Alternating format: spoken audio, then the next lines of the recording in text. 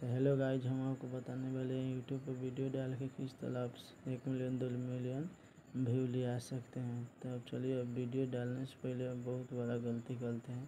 तो चलिए हम आपको बताने वाले हैं।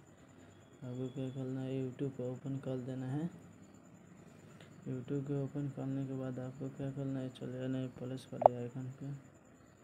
प्लस वाले आइकन पर दबा के लिखिएगा और जो मैं डालना चाहता हूँ ये वाले वीडियो देख सकते हैं। हम बताते हैं कौन ये वाले वीडियो हम मानते हैं डालने से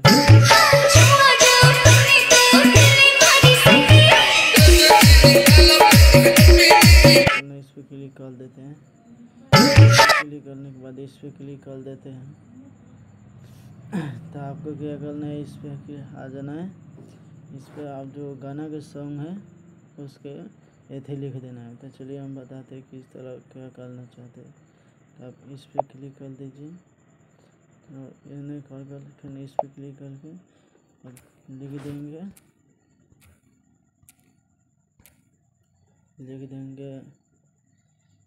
वीडियो देखने पर बहुत मज़ा आने वाला है। तो चलिए हम लिख देते हैं। तो चलिए हम लिख दिए।